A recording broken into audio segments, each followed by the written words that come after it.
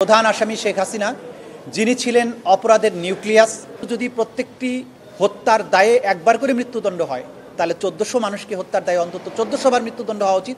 তার একমাত্র টার্গেট ছিল 2041 সাল পর্যন্ত তার পরিবারের তার দলের শাসন ক্ষমতাকে দীর্ঘায়িত করা। প্রধান আসামি শেখ হাসিনা যিনি ছিলেন অপরাধের নিউক্লিয়াস, কারণ তাকে কেন্দ্র করেই সমস্ত অপরাধগুলো সংগঠিত হয়েছিল।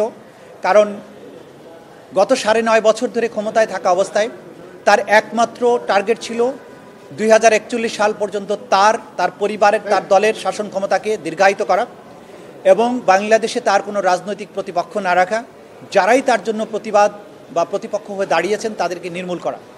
জুলাই আগস্টে যখন কোটা বিরোধী আন্দোলন একটা যুক্তিসঙ্গত দাবিতে সংগঠিত হতে শুরু করলো, নিরস্ত্র কোনো রকমের হুমকি তৈরি করা ছাড়া একটা সিভিলিয়ান মুভমেন্ট, সেইটাকে দমন করার জন্য রাষ্ট্রের সকল রিসোর্স ব্যবহার করে, অর্থাৎ সকল পুলিশ বাহিনীর সকল সদস্য, বিজিবি, আনসার, গোয়েন্দা সংস্থা এবং কখনো কখনো সীমিত পরিসরে আর্মিকেও ডিপ্লয় করা হয়েছিল, যদিও সেনাবাহিনী সেই হত্যাযজ্ঞের সাথে সামিল হয়নি। এর সাথে helicopter, drone, APC, lethal weapon, মারণাস্ত্র ব্যবহার করে রাষ্ট্রযন্ত্র সম্পূর্ণভাবে ইনভলভ হয়ে 1400 মানুষকে হত্যা করলো, হাজার হাজার মানুষকে আহত করলো।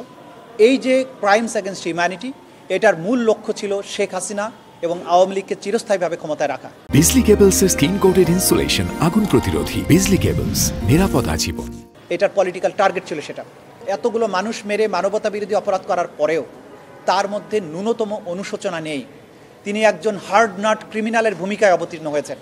সুতরাং এই ট্রাইব্যুনালের মামলায় তিনি যেহেতু সকল অপরাধীদের প্রাণভোমরা ছিলেন, সুপার স্ট্রাকচারের সকল স্ট্রাকচারের উপরে অবস্থান করতেন, তিনি অপরাধের নিউক্লিয়াস ছিলেন, তাকে চরম দণ্ড এই আইনে যেটা আছে সেটাই দেয়া শ্রেয়। যেহেতু অন্তত যদি প্রত্যেকটি হত্যার দায়ে একবার করে মৃত্যুদণ্ড হয় তাহলে 1400 মানুষকে হত্যার দায়ে অন্তত 1400 বার মৃত্যুদণ্ড হওয়া উচিত।